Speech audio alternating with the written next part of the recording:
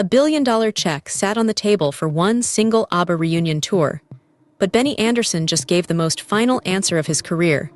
Why would four of the world's most successful artists walk away from the biggest payday in music history?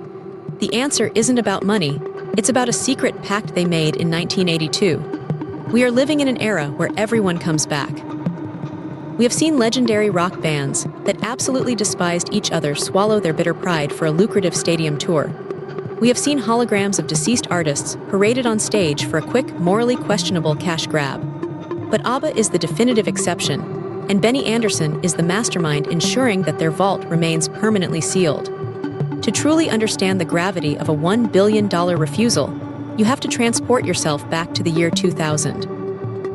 An American and British consortium presented the Swedish supergroup with an offer that defied all conventional business logic. $1 billion for 100 shows. Let that sink in for a moment. $10 million per single show. Split 4 ways, that is generational empire-building wealth acquired in a single summer tour. But they said no. Benny Andersson's reasoning was eerily simple, yet completely impenetrable. He noted that ABBA had never made a traditional comeback, while almost everyone else in their peer group had, and he believed there was a profound, artistic message in that unbroken silence. But what the general public didn't know, and what has only recently come to light in candid, reflective interviews from 2024 and 2025, is the devastating psychological toll that the late 70s and early 80s took on the band. When ABBA quietly stopped recording in 1982, there was no dramatic press conference. There was no tearful farewell tour. The word they deliberately fed to the media was a hiatus. They told the press they were just taking a brief break to pursue solo projects and would eventually reconvene. But beneath the glittering surface, the machine was irrevocably broken. Benny Andersson recently confessed that the final 2 years of the band, specifically 1981 and 1982, were filled with heavy, uninspired work days. What was once a vibrant, joyful, and effortless collaboration had rapidly deteriorated into a suffocating routine obligation. Benny and his primary writing partner, Bjorn Ulvaeus, were still churning out melodies, but the vital energy had evaporated. The songs came slower. The studio sessions grew shorter and more strained. Everything had begun to feel like a tedious job rather than a consuming, life-affirming passion. You have to deeply understand the emotional architecture of ABBA to grasp why they couldn't just fake it for a massive reunion tour. This was a band comprised of 2 married couples who both went through agonizing, highly public divorces while simultaneously continuing to write, record, and perform intimate love songs together. Imagine looking your ex-spouse in the eye on a global television broadcast and singing a heartbreak ballad that your other bandmate wrote specifically about your own failing marriage.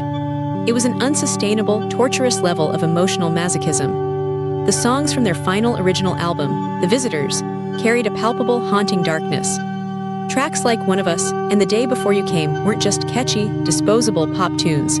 They were melancholy obituaries for the band's collective soul. Benny recently revealed that the so-called break in 1982 was essentially a quiet, mutual agreement that they could no longer go on pretending. Not to the fans, not to the relentless media, not to each other, and certainly not to themselves. This unspoken pact of self-preservation is the real underlying reason that the billion-dollar check was left unsigned. If they had accepted that money, they would have had to resurrect the painful ghosts of their past, forcing 4 mature individuals to cosplay as their younger, traumatized selves just to satisfy a stadium crowd's demand for pure nostalgia. But wait, if they hated the idea of performing so much, if the trauma of the past was simply too heavy to bear, then how do you explain the ABBA Voyage project? How do you explain the shocking fact that right now, as you listen to this, ABBA is currently making millions of dollars a week playing to completely sold-out arenas in London without ever stepping foot on a physical stage? This is the massive, mind-bending paradox that changes everything you thought you knew about the live music industry. ABBA didn't just refuse to tour, they literally engineered a technological way to live forever, effectively eliminating the human flaw of aging from the entire equation of live entertainment. The ABBA Voyage project is the ultimate financial and artistic mystery. For decades, the group aggressively rebuffed any attempt at a reunion, but in 2021, they completely disrupted the global entertainment landscape by releasing their first studio album in 40 years, also titled Voyage, and announcing a revolutionary, custom-built digital concert residency. Benny Andersson, who has always operated as the musical anchor and fiercely protective gatekeeper of the band's legacy, saw a brilliant opportunity to satisfy the world's endless hunger for ABBA without compromising their 1982 pact of preservation. They spent grueling weeks in skin-tight motion capture suits, physically performing their classic hits for hundreds of microscopic cameras. This allowed George Lucas's legendary visual effects company, Industrial Light and Magic, to create hyper-realistic digital avatars, widely dubbed as ABBAtors, that look exactly like the band did in their 1979 prime. This wasn't a cheap, flickering hologram trick projected onto a mesh screen. This was a highly sophisticated, multi-million-dollar technological gamble that had never been attempted at this scale. Benny realized a fundamental truth about pop culture. The magic of ABBA was frozen in time.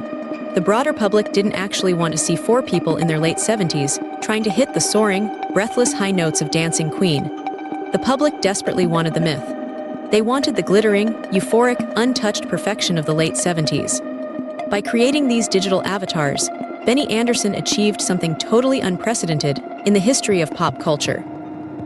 He decoupled the timeless art from the inevitable physical deterioration of the artist.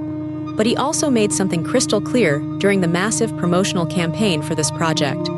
He stated definitively that there would be absolutely no more music. 2 songs that were left unfinished during the Voyage recording sessions will remain permanently locked in the Swedish vault. Benny stated clearly, "This is it." He noted that he didn't actually say that phrase in 1982, but he was looking the world in the eye and saying it now. There is no lingering ambiguity left to debate. The door is closed, the deadbolt is thrown, and the key has been tossed directly into the Baltic Sea. This absolute finality is what makes Benny Andersson's recent public appearances so incredibly fascinating to analyze.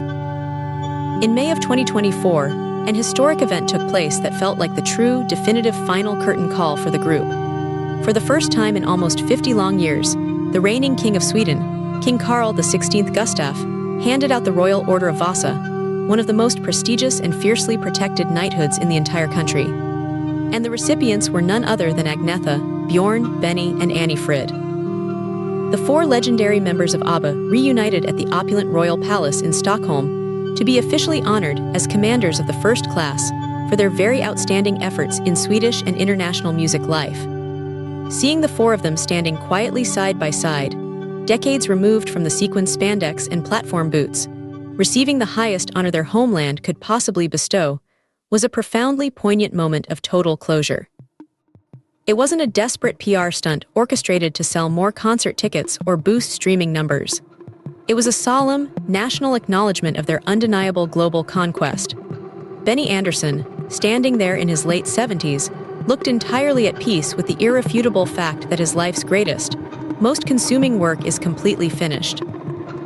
The formal knighting ceremony, juxtaposed against the futuristic, dazzling Voyage avatars, creates a surreal, almost science fiction dynamic. The real, breathing human beings are receiving Lifetime Achievement Awards and gracefully entering their twilight years, while their digital counterparts are performing night after night, suspended in a state of flawless, eternal youth. This bizarre dynamic requires immense psychological fortitude to navigate without losing one's grip on reality. For Benny, it is a brilliant masterstroke of legacy management. Most legacy artists slowly fade into tragic obscurity, taking smaller and smaller paychecks to play at regional state fairs and aging casinos, gradually eroding the prestige of their brand with every off-key note. ABBA, under Benny's careful, calculating watch, did the exact opposite. They deliberately starved the global market of their presence for 4 entire decades, creating an unparalleled, almost mythological demand. When they finally decided to return to the cultural conversation, they didn't do it in the vulnerable flesh.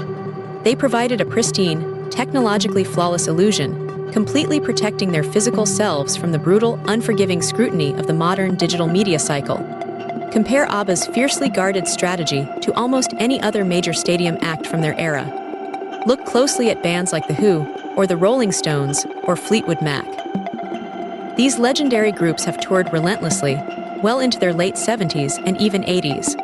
While there is certainly a romantic nobility in playing rock and roll until the wheels inevitably fall off, it almost always comes with a severe, depressing dilution of the band's original mythos.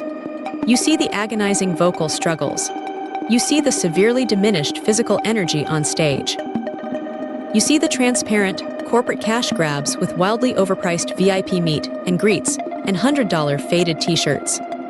The Police reunited in 2007 for a massive, highly anticipated world tour, and while it was incredibly lucrative for everyone involved, Sting openly admitted afterward that it was a purely nostalgic exercise that lacked any real forward artistic momentum. Benny Andersson looked at that bleak landscape of aging rockers and simply refused to participate in the charade.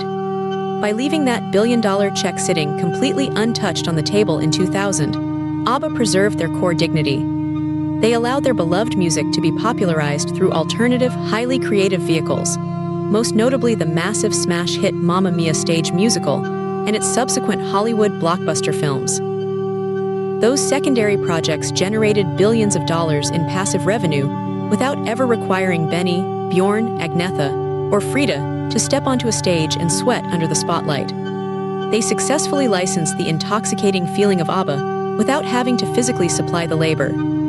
It is an astonishingly brilliant, airtight business model built entirely on the psychological concept of permanent absence. The less ABBA was actually present in the media, the more obscenely valuable their brand became to the global public. Benny Andersson's steadfast, unwavering refusal to drag ABBA back into the conventional, exhausting touring circuit is a masterclass in the psychology of supply, demand, and human dignity. He recognized, perhaps earlier than anyone else in the industry, that some things are simply too fragile, too emotionally complex, and too deeply tied to a specific, fleeting moment in time to be artificially resurrected for a massive paycheck. The $1 billion fundamentally didn't matter because the protected legacy of the music was inherently priceless. The dark, uninspired work days of 1982 taught him a brutal lesson that he never forgot. You simply cannot fake the magic once the fire has burned out. The recent, historic knighting ceremony in Stockholm and the ongoing, record-breaking success of the digital Voyage avatars serve as the absolute perfect epilogue to a dramatic story that began on the brightly lit stage at the Eurovision Song Contest in 1974. They have achieved the ultimate, impossible dream of any creator. They have secured their own immortality while fully retaining their fragile humanity. So the very next time you hear someone casually ask when ABBA is going to finally reunite for one last massive stadium show, you will know the unvarnished truth. The pact has been permanently sealed, the Swedish vault is closed forever, and the profound silence they leave behind is significantly louder than any cheering stadium crowd. And if you think Benny Andersson's brilliant manipulation of the music industry's economics is fascinating, you need to understand the dark psychology behind how modern record labels are secretly using digital algorithms to control exactly what you listen to today.